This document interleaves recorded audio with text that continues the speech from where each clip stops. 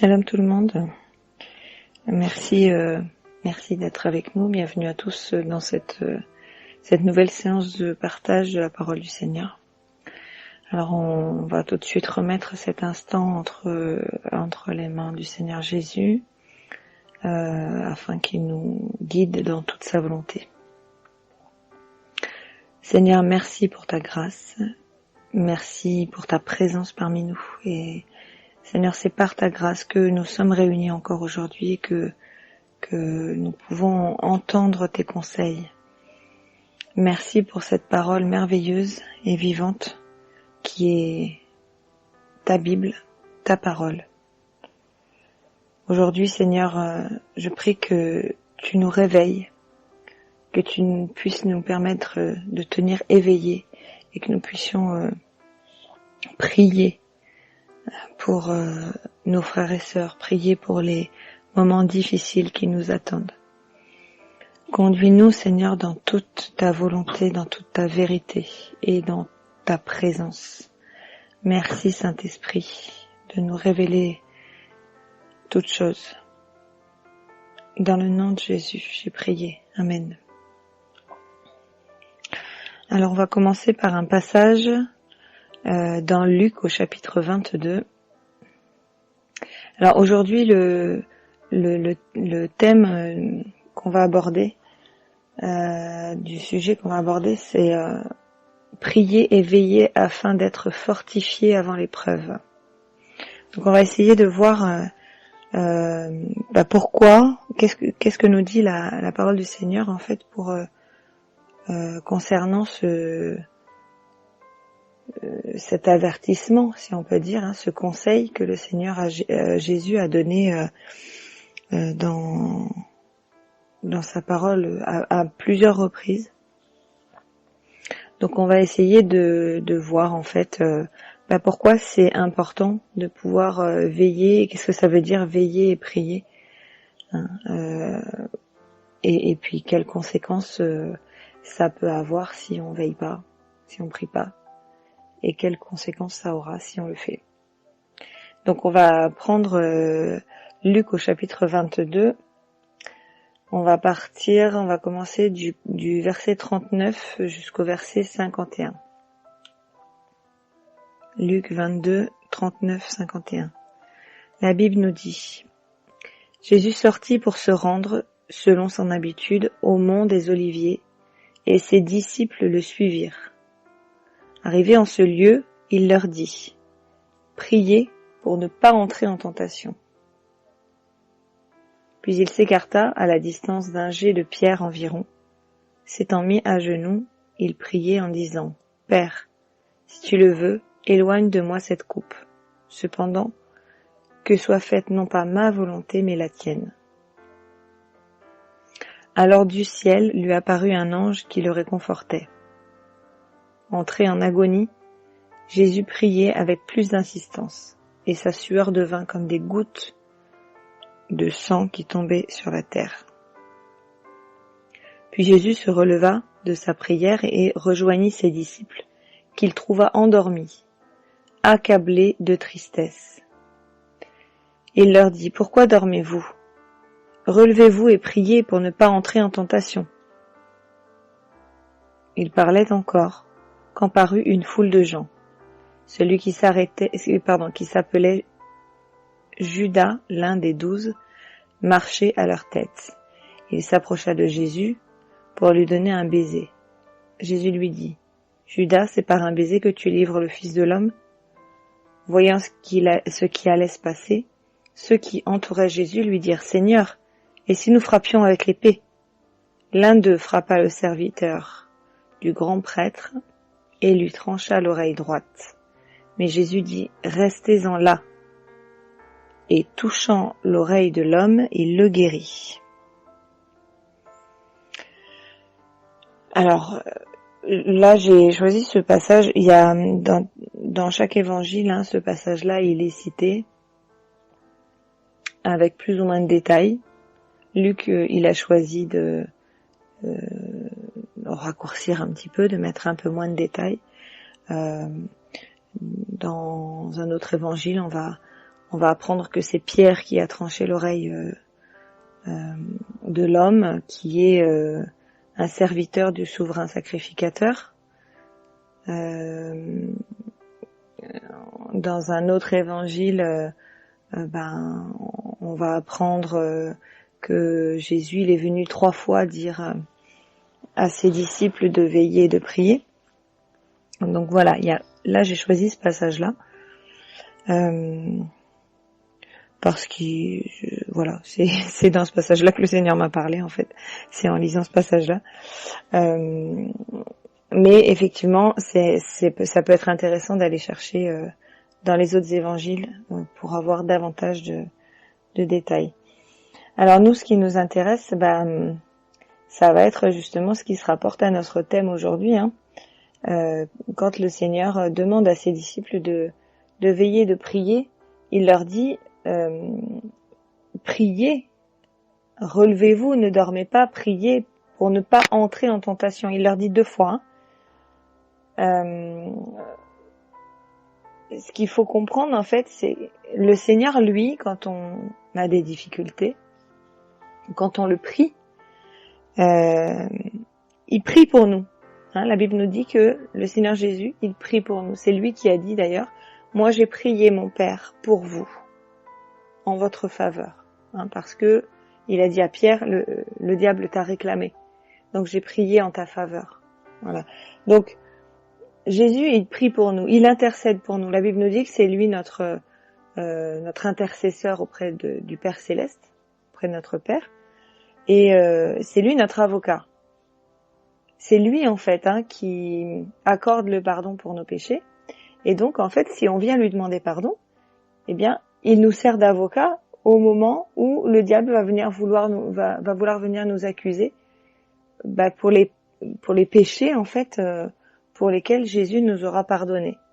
On ne pourra plus être accusé de ces péchés-là puisqu'on aura été pardonné, gracié. En fait, il y a une image qui m'avait bien parlé quand j'avais écouté une prédicatrice, et beaucoup de prédicateurs ont donné cette image-là aussi. Elle avait dit, moi au début je comprenais pas très bien tout ça. Au début où je suis venue au Seigneur, et cette image-là, elle m'a bien parlé. En fait, elle a expliqué que quand on vient demander pardon au Seigneur et qu'on est capable de citer les choses mauvaises qu'on a faites, y compris de nous être tenus éloignés de lui pendant un temps donné, eh bien en fait c'est comme si on avait un tableau avec tout ce qui était énuméré en fait de ce qu'on a fait de mauvais. Le Seigneur lui il sait, c'est pas qu'il a besoin qu'on le dise, c'est que en le disant on le reconnaît en fait, et on vient demander ce pardon-là, on vient reconnaître qu'on a fait ces choses-là, et humblement on demande pardon. Donc lui il sait en fait, et c'est comme s'il y avait cette ardoise là qui était là à côté de nous au moment où on lui demande pardon pour toutes ces choses.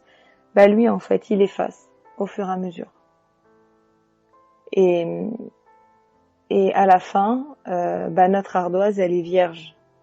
C'est pour ça que la Bible dit qu'on marche en nouveauté de vie, parce qu'en fait tous ces péchés là, notre vie d'avant, quand on reconnaît avant d'être avec lui, on était pécheurs. Parce que déjà on n'était pas avec lui. Le simple fait de pas être avec lui, c'est déjà le plus grand péché, parce que le premier des commandements dit que on ne doit pas avoir d'autre Dieu que lui. Et si on n'est pas avec lui, ça veut dire qu'on a fait de quelqu'un d'autre ou d'autre chose en fait notre Dieu, mais pas de lui. Donc Jésus il prie pour nous dans nos difficultés, il combat pour nous spirituellement, et nous on doit nous joindre à ses prières en fait, on doit joindre nos prières aux siennes pour justement être capable de garder la paix, de rester en paix dans les difficultés, et puis de manifester l'espérance qu'on a en Christ, l'espérance du salut, l'espérance de la vie éternelle, etc., quoi. Donc, il faut manifester ça dans les épreuves, hein, dans les moments de douleur, parce que c'est ce qui nous fait tenir, en fait. Par rapport aux gens qui n'ont pas la même espérance que nous, quand quelque chose arrive, ils sont complètement assommés et ça y est, tout est fini. Nous, on a cette puissance qui vit en nous, on a cette assurance en fait que ce que nous donne le Seigneur, il le reprend pas. Et que évidemment que dans la vie, il y a des difficultés, il y a des épreuves, il y a des défis. Et les défis, ils sont faits pour être relevés. Mais la bonne nouvelle, c'est qu'on n'est pas tout seul à les relever, ces défis. Et par la prière, justement, on est plus fort. Pourquoi on est plus que vainqueur ? Parce que on a justement cette puissance de la prière. Et puis on a le meilleur avocat qui existe. Hein. Donc voilà, Jésus, il prie, il combat en fait pour délier les liens spirituels que nous on ne voit pas. Et pendant que nous en fait on va prier pour justement délier parfois aussi des liens charnels, hein, et puis combattre avec lui par la prière de la foi. C'est important de comprendre que dans les difficultés, il faut prier en ayant foi en fait. Il faut déclarer les choses, la vérité. Il faut déclarer que on n'appartient plus au monde auquel on appartenait avant. Il faut déclarer que le Seigneur, il est notre celui il est notre bouclier en fait. Donc il faut déclarer toutes ces choses. Il faut déclarer qu'on a la victoire, même si on la voit pas encore, parce que c'est ça la foi. Voilà. Si on ne déclare pas ces choses-là, en fait, c'est un peu une foi hypocrite quelque part. On peut dire qu'on a la foi, et c'est facile d'avoir la foi quand les choses se manifestent, quand le ciel, les nuages se dissipent et que le ciel bleu réapparaît. C'est facile de dire que on a cru. Mais c'est comme quand Jésus il guérissait, il disait aux malades tu es pardonné, ta foi t'a sauvé, tu es pardonné de tes péchés, lève-toi et tu es guéri. Et les religieux en fait qui étaient là, les souverains sacrificateurs, etc., les prêtres, ils étaient complètement hors d'eux parce que pour eux c'était du blasphème. Et Jésus leur a dit, mais qu'est-ce qui est le plus difficile en fait, de dire tes péchés te sont pardonnés ou lève-toi, tu es guéri. Donc Jésus, il guérissait les malades parce qu'il avait foi aussi, il avait la foi. Il croyait que son père lui avait conféré cette puissance, cette autorité. Et nous, en fait, on doit prier. Quand on prie dans les difficultés,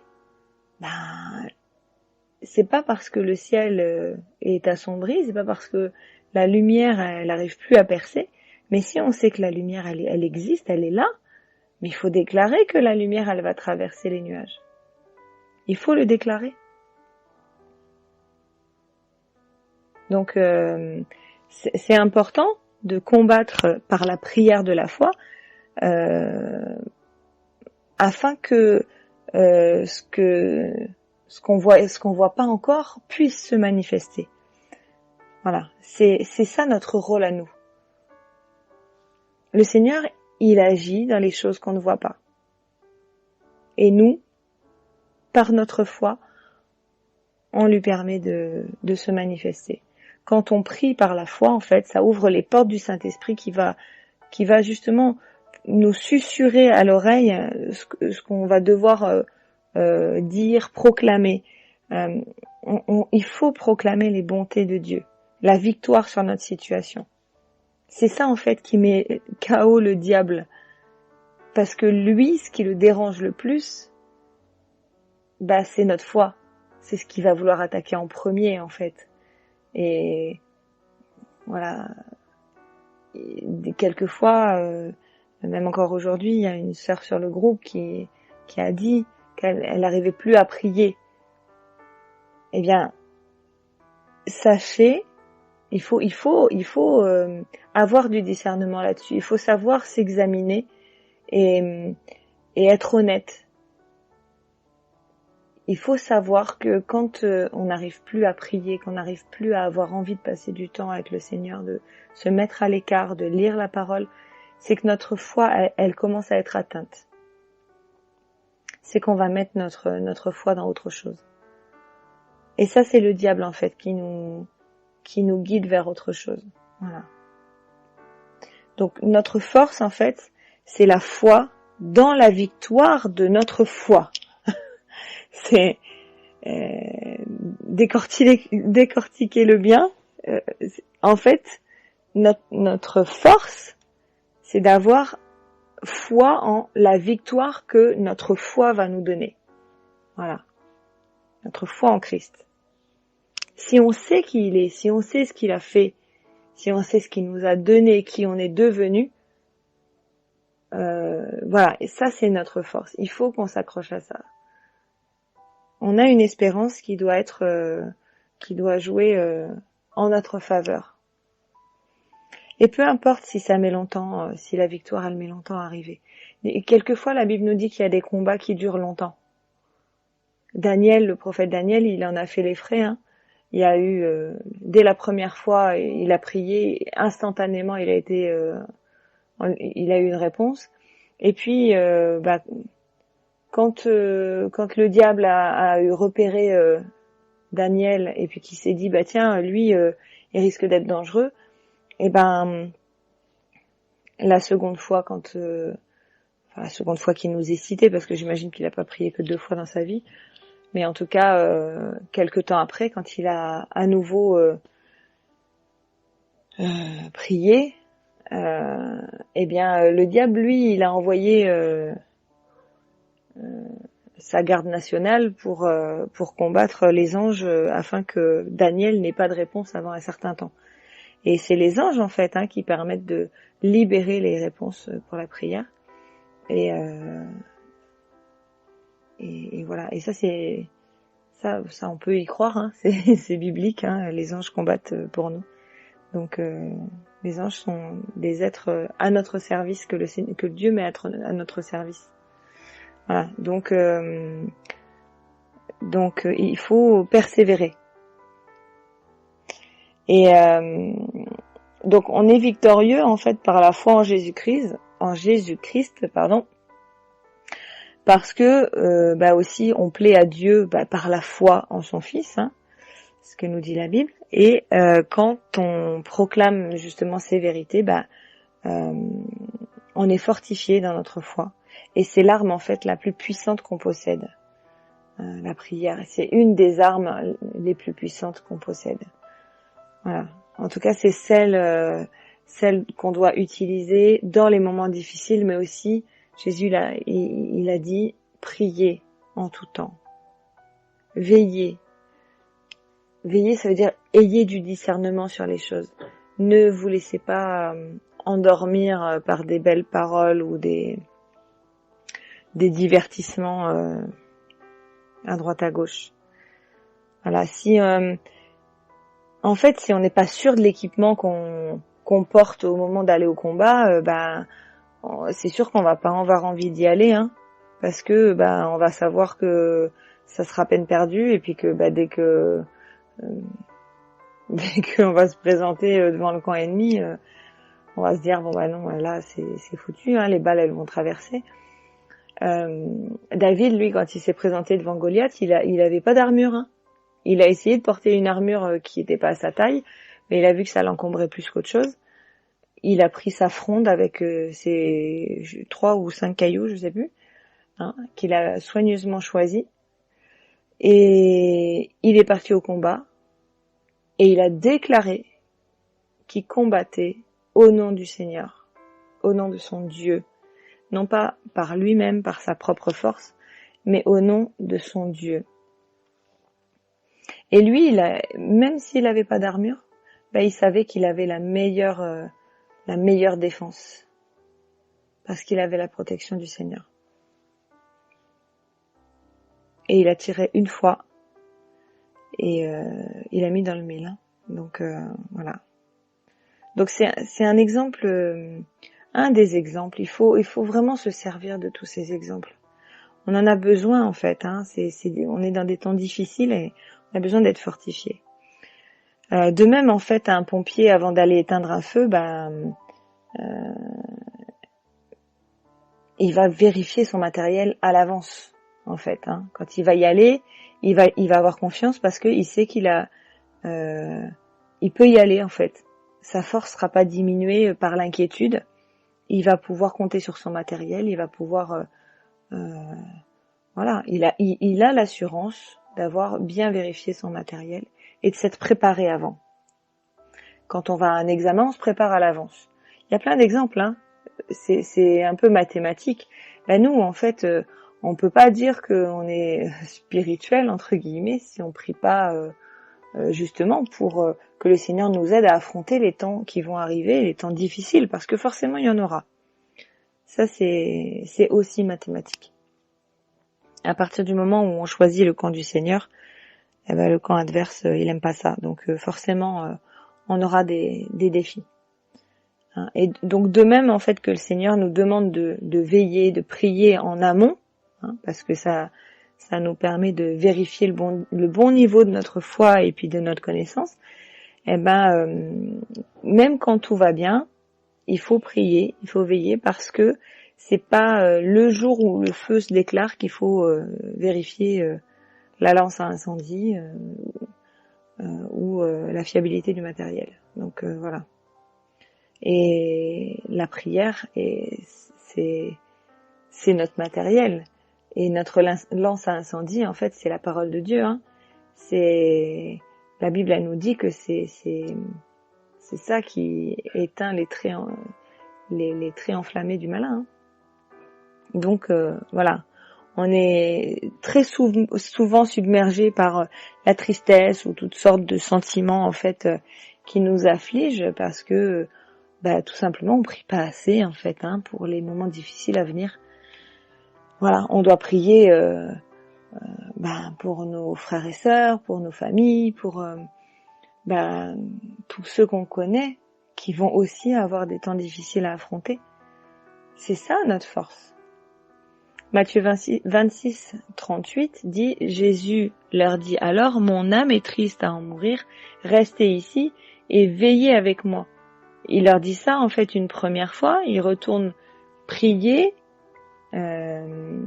puis en revenant vers eux, il les retrouve à nouveau endormis et au verset 40, il dit à Pierre, ainsi en fait vous n'avez pas eu la force de veiller seulement 1 heure avec moi. Et donc après, il leur dit une deuxième fois, veillez et priez pour ne pas entrer en tentation. L'esprit est ardent, mais la chair est faible. Donc il va s'éloigner de nouveau pour prier. Et après, au verset 43, on nous dit, revenu près des disciples, de nouveau il les trouva endormis, car leurs yeux étaient lourds de sommeil. Les laissant de nouveau, il s'éloigna et pria pour la 3e fois en répétant les mêmes paroles. Jésus s'est pas lassé de prier. Même s'il savait qu'il devait y aller, affronter cette épreuve difficile, pourquoi il voulait pas y aller? Alors, même en étant 100% Dieu, 100% homme, et je pense qu'on n'y va pas de gaieté de cœur quand on sait qu'on va souffrir.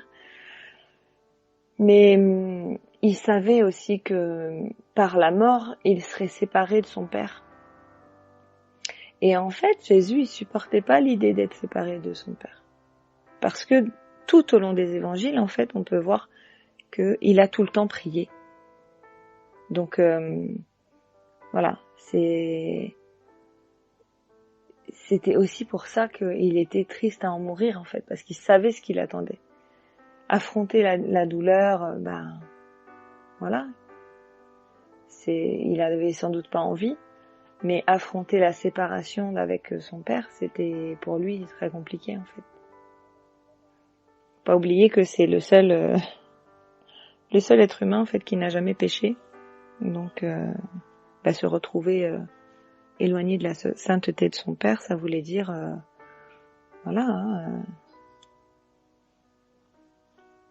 vivre dans la souffrance, des souffrances extrêmes pour lui.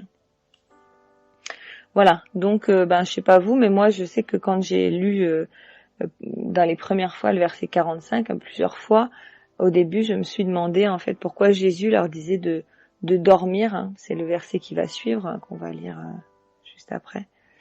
Je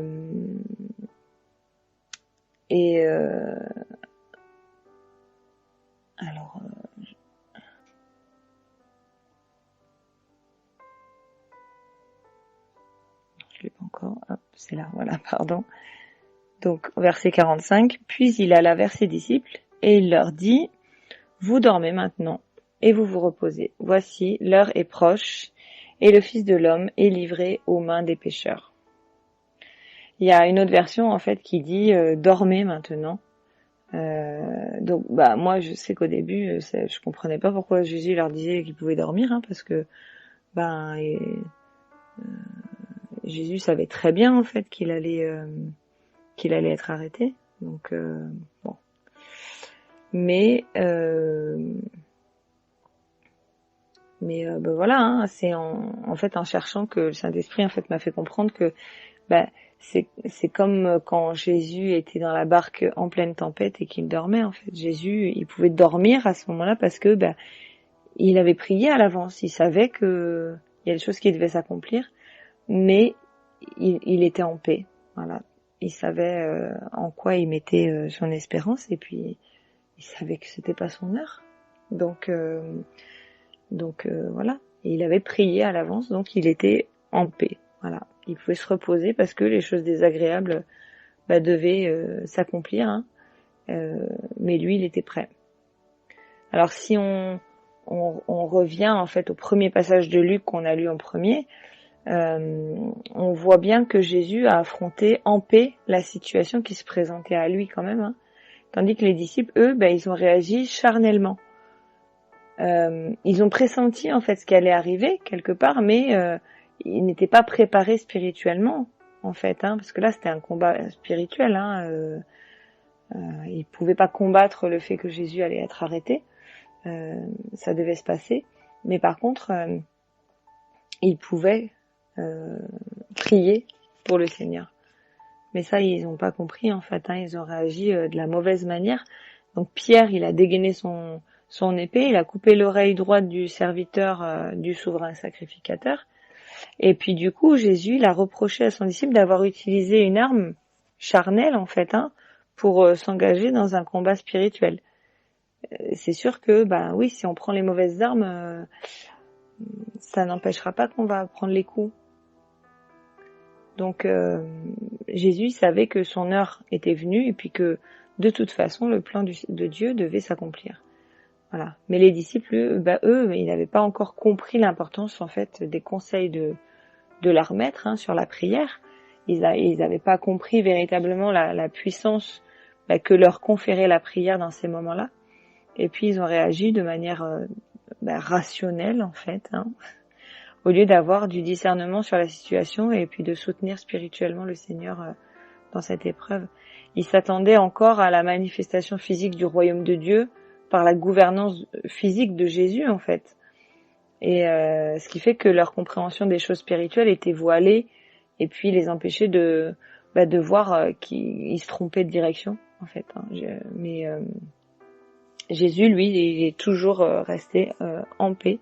Et puis c'est avec compassion qu'il a touché l'oreille du serviteur du garde et puis qu'il lui a guéri et il lui a remis en place son oreille. Il l'a guéri. Voilà, donc on doit faire attention parce que notre manque de préparation dans la prière nous empêche d'accéder à la vigilance spirituelle qu'on devrait acquérir pour ces moments-là, en fait. Et puis ça implique obligatoirement des dommages collatéraux. Faut comprendre aussi que on a une grande responsabilité dans notre façon de réagir face aux attaques de l'ennemi, et que si on réagit comme des enfants du monde au lieu de réagir comme des enfants de Dieu, les répercussions elles peuvent être dramatiques en fait sur les personnes autour de nous qui vont pas comprendre, en fait qui verront pas de différence dans notre manière de réagir.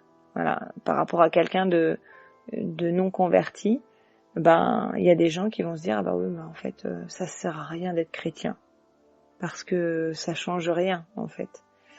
Donc ça change rien parce que on est persécuté, on a des épreuves comme tout le monde, mais c'est dans notre façon de réagir qu'on doit porter un témoignage en fait. Voilà, on doit pas, si on a la paix du Seigneur, si on reçoit cette paix surnaturelle, on ne peut pas réagir en paniquant de manière irrationnelle et voilà. Donc on ne sait pas en fait de quelle manière Dieu va travailler dans le cœur de chacun, dans le cœur de chaque personne qu'on va croiser. Parfois, la plupart du temps, je dirais même en fait, on n'est pas conscient des répercussions quand on donne une parole de bénédiction ou quand on fait un sourire, dès que la lumière du Seigneur est propagée, en fait, c'est tout de suite, c'est ça. Le Seigneur travaille, mais après nous, on ne voit pas en fait dans quelle dimension il travaille. Mais voilà, c'est ça notre rôle en fait. Donc, pourquoi c'est important de veiller et de prier ? Parce que tout simplement, on a besoin d'être prêt et puis c'est ce que le Seigneur nous a demandé de faire. Voilà. Donc voilà, je vous invite à méditer sur le passage de Luc au chapitre 21, versets 34-36.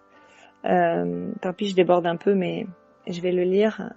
Luc 21, 34-36. Prenez garde à vous-même, de crainte que vos cœurs ne s'apesantissent par les excès du manger et du boire et par les soucis de la vie, et que ce jour ne vienne sur vous à l'improviste, car il viendra comme un filet sur tous ceux qui habitent sur la terre, sur la face de toute la terre, pardon. Veillez donc et priez en tout temps, afin que vous ayez la force d'échapper à toutes ces choses qui arriveront et de paraître debout devant le Fils de l'homme. Voilà, ça vient vraiment compléter tout ce qu'on a dit. On est dans des temps, c'est la fin de l'année, il y a beaucoup de fêtes, de gens qui font la fête, etc. Le Seigneur nous rappelle en fait que ce qui est important, c'est pas de manger, de boire, encore moins de recevoir ou de faire des cadeaux. On s'en fiche de tout ça. Ce qui compte en fait, c'est d'être attentif aux besoins des autres, de faire les choses sans attendre en retour. Et puis surtout, veiller et prier pour être prêt justement quand les choses vont commencer à se gâter. Parce que c'est sûr que ça va nous arriver, ça va nous tomber dessus. Parce que le Seigneur va revenir, c'est une parole certaine. Et personne n'est dupe en fait dans ces temps difficiles. Même ceux qui disent qu'ils sont athées ou non croyants, etc. Ils voient bien en fait, même les gens qui ne croient pas en Dieu, ils commencent à acheter des armes, à faire des provisions. Il y en a beaucoup aux États-Unis qui construisent des bunkers. Voilà, ils savent que quelque chose va se passer. Ils voient bien. Ils ont d'une certaine manière du discernement, mais pas un discernement spirituel. Donc, à combien plus forte raison, nous qui avons reçu justement l'esprit de vie, l'esprit de vérité, on doit justement demander au Seigneur qu'il nous aide à agir avec discernement et c'est lui qui nous conduira en fait dans les bonnes prières qu'on doit faire afin d'être préparés justement pour avoir la force d'échapper à toutes les choses qui vont arriver comme l'a dit le Seigneur Jésus. Voilà, donc je prie que le Seigneur nous aide dans cette voie-là et puis qu'il nous bénisse tous. Et voilà, je prie que le Seigneur puisse tous nous accompagner dans ces temps difficiles et puis ces temps de fin d'année, afin que justement on ait envie de recommencer peut-être symboliquement une autre année sur de nouvelles bases, mais n'attendons pas la nouvelle année parce que les temps sont courts. Voilà, soyez bénis mes frères et sœurs, shalom à tous.